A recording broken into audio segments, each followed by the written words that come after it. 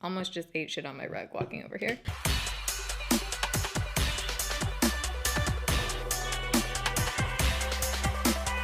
All right, so today we are finally trying out the NYX Can't Stop Won't Stop foundation.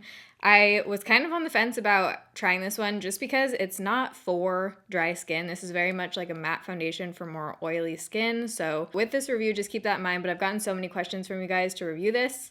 So that's why we're doing this right now. I thought it was going to kind of die down, but I'm still getting messages every single day to review this foundation. So this foundation retails for $14.99. NYX isn't super cheap for the drugstore anymore. I remember years ago when NYX was like hella cheap. Like I feel like they were all under $5. You get 1 fluid ounce of product. The cool thing is that this comes in 45 shades. I'm gonna get into the shades and swatches in a second, but it says that this lightweight, waterproof, pigmented AF, full coverage foundation hustles as hard as you do. Glides on smooth, delivering matte coverage and color that stays true for up to 24 hours. It's supposed to control shine and mattify your complexion. That scares me. So shades, I actually placed 3 separate orders on Ulta trying to find a shade.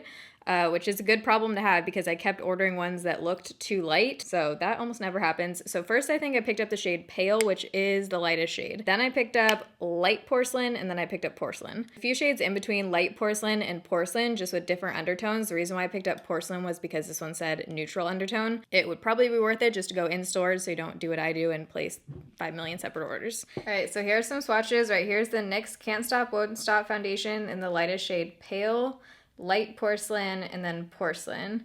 Here's CUAO Life Proof in 101, which is one of my closest shade matches. Dermacol 208, also a really good shade match for me. Maybelline Fit Me Matte and Poreless in 110, and then Revlon Color Stay in 110. But if you enjoy Foundation Fridays, you can give this video a thumbs up. I have a whole Foundation Friday playlist. I have hundreds of foundation reviews that I've done over the years, so all of my foundation videos are in playlists, 15 Days of Foundation, Foundation Friday, all that jazz down below. Let's get into it. All right, so I have not done the swatches yet, but I'm thinking I'm gonna start out with the shade Porcelain and see how this one goes. If it doesn't oxidize, I think this will be good. There we go. So this foundation has a pump. I'm going to do half my face like usual with my Sigma F80 flat top and the other half with my LA Girl sponge. My face is well moisturized right now, ready for some matte foundation. And right now it's 10:14 in the morning. Let's give this guy a shake. I have so much dry shampoo and hairspray in my hair right now. So let's start out with a brush on this side of my face. Is this Porcelain? Well, we're doing this. It feels more lightweight than I was picturing going on. Doesn't feel like a super thick foundation. Does this have a smell? I might be smelling my candle lid. I use a candle lid for my palette. Can't tell if it has a scent yet or if I'm smelling something else. I also have like 15 pumpkin candles in this room. Definitely matte. Wow, definitely powder to the touch, which I like. That's nice for blending stuff on top of. It doesn't look like horrible, but it doesn't look good around my pore area and my dryness right here. Let's try my forehead. Whoops. Okay, that was a little bit too much. I'm going to bring this across because I just got too much. It's kind of weird. You can see like it almost looks streaky when you first put it on. Like you do have to really work with this. Ooh, what is happening on my forehead? This is blending really bizarre. Okay, I'm gonna go right over that with a sponge to try and blend that out. I don't know what the heck just happened. All right, that helped a little bit. This is barely full coverage. This isn't like an opaque full coverage. I can still see freckles and some of my stuff coming through right here. And on my forehead where I don't have a whole lot to cover up, just like freckles, it doesn't look like full coverage. I would almost call this one high medium coverage off of that one layer. So if you have acne or if you have a lot to cover up, this one probably wouldn't be full coverage. So let's try the sponge on this side. It feels like it dries down pretty quick. Like it feels very thin, but then you can kind of feel it dry down really quickly as you blend it out. So definitely would work in sections with this one. With the sponge, that looks like nowhere near full coverage. That looks like pretty light coverage with the sponge actually. So if you want the coverage, definitely go in with a brush. My face feels very dry. Like I feel like I need to coat the crap out of my face in setting spray right now. I can feel the dryness, which is interesting. Since I got way more coverage on this side, I am gonna go back in with the brush. Actually, you know what? I might build it up with the sponge because I think it might get weird cakey if I go in with the brush on top of here. So I'm just gonna add a little bit more and see if it's buildable with a sponge to get the same amount of coverage that we got on the other side. building. It still looks like less coverage on this side. So yeah, if you want coverage, use a brush. So just looking at my face right now, I would not put this on again. Like, my skin doesn't look good by any means right now. I'm looking pretty dry, and you can just like see the product on top of my skin, especially around my pore area. It does not look good, so you definitely would need like a smoothing pore filling primer underneath here. But for a super matte foundation, it doesn't look horrible. You know what I'm saying? Like, keeping in mind the product that we're trying right now. My forehead especially, you can just kind of like see it chillin'. One thing I like is that it dries down to a powder finish. So I think blending stuff on top of here is gonna be great. I'm curious with that, how my concealer is gonna go on top of here, because it is like almost a powder finish. Actually, let's just do that together. Right now, by the way, it's 10:24, so that's when I'm finishing up with foundation. We'll probably call the check-in time 10:30. But let's just do my concealer together so we can see. So this is the Flower Beauty Light Illusion, and then I layer on some KKW. Did that just fling on my shirt? I just made that worse. On my quest to find a new G38 replacement, my under eye concealer brush, since they discontinued it, I've been using this one, and it's not as firm, like not nearly as firm as the G38, but this is the E45. I don't even know if they still make this brush either. I should look that up. This one might have been their old bristles before they did the red. Okay, so that seems to be blending fine on top of there, so that's good. All right, so like I said, let's call the check-in time 10:30.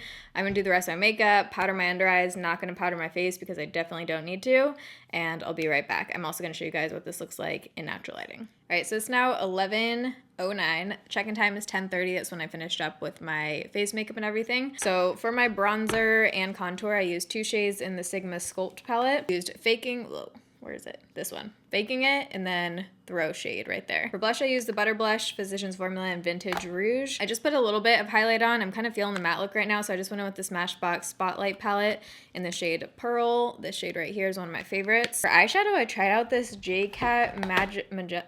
Take Me Away Majestic Galaxy palette, and I obviously just used matte shades today, but I like that these have some like cool toned matte options, so I just went in with a few right here. This shade is what's on my lid, and then I put this Army Green shade right here down on my lower lash line. And for lipstick, I used the Colourpop What's Your Sign. I think this was the Kathleen Lights collab. I used this lipstick, and then on top I put my Vivid Hot Lacquer by Maybelline in the shade Tease, just to add a little bit more cool tone and lighten it a little bit, and that's that. I'm gonna insert the clip right here, what I think of this in natural lighting, and we'll do the flash test. All right, so here we are in natural lighting. Wow, this is looking like I need to blend. So overall, just looking at my face from far away, it doesn't look, whoa, it doesn't look bad. I like the shade. I really like the shade, actually. I hope it doesn't oxidize, but zoomed in up close, I'll show you. So my forehead just looks quite dry and makeup-y. You can definitely like see it sitting up there. I felt like my bronzer on my temples actually didn't blend as easily. Everything blended fine down here, but up close you can just see how dry my skin looks right now. Ignore my eyebrows. Desperately need to plug those bad boys today. I'm hoping this doesn't turn into like a major creaser because I'm already starting to get some creasing right here. And then I usually crease right in this area, but I'm also getting some right there. So let's do a flash test. I never get this on the first go. Either the flash is off or something's wrong. Let's see if I can do it today. Oh yeah, no flash. I think it looks pretty good in flash. I'm also wearing a pretty high neck shirt right now, so I can't totally tell, but I definitely don't look like super ghostly, and it looks like nice and soft matte. In flash definitely looks more flattering than it does in real life. So I have in my time like a week before I leave for Portugal, so today I need to edit 2 videos. I want to totally clean up this room because I basically ordered a ton of like lighting and a new desk and everything, and I'm going to be redoing this room, and the lighting gets here today, so I want to get this stuff out so I can just get everything like started to get set up in here. So that's what's on the to-do list for today. Also need to majorly do laundry.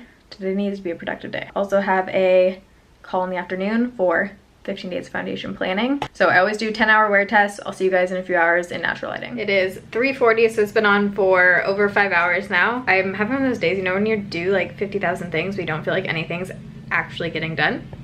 That's what's happening right now. So kind of the same as before. Doesn't look like horrible. It just doesn't look good. It actually looks good like from this distance on camera, I feel like, but then I'll show you up close. I do still really like the shade of it. I just was kind of running some errands and I was looking at it just in different lighting, and I do like the shade of this one. So as you can see, it just looks, oops, just got too bright. There's just some creasing and it overall looks pretty dry down here. Here's my forehead. Again, just looks pretty dry. So that's what we're working with right now. It actually doesn't look as bad as I was picturing in my head for being like an oil controlling super matte foundation, so that's good. We'll see how this one looks by the end of the night, but I'll see you guys in a few hours. Okay, so the time is now 9:15, so it's been on for almost 11 hours right now. It's really weird when I do these videos because I never think of my normal day in terms of like hours, you know what I mean? 11 friggin' hours have gone by. What the heck? It's actually gotten a little bit like dewier, which is interesting because it's supposed to be oil controlling. So having dry skin, I like that. If you have oily skin, not sure how it would control the oil since I am looking like dewier, but I actually think it looks better as the day has gone on. It still is like totally emphasizing my pores, and I'm also breaking out. I've gotten like 3 little bumps, so I'll zoom in. So likely from this foundation. Here's what my forehead looks like. I am getting some separation right between my eyebrows, but at least this doesn't look like dry and cakey anymore. Here's my pores that are out to party right now. It just doesn't look good enough to where I would want to wear this again. Out of all the matte foundations I've tried on my dry skin, this is not the worst. And I think since I do like the shade too, it overall just like looks a little bit better. And I like that it hasn't gotten drier throughout the day. If you've tried this foundation, comment below with your skin type and what you thought of it. So that's my thoughts on this one. It might look totally different on your skin if you have a different skin type. But I hope you guys enjoyed Foundation Friday. If you did, you can give this video a thumbs up. I love you guys. Thanks for watching. See you in my next video. Bye.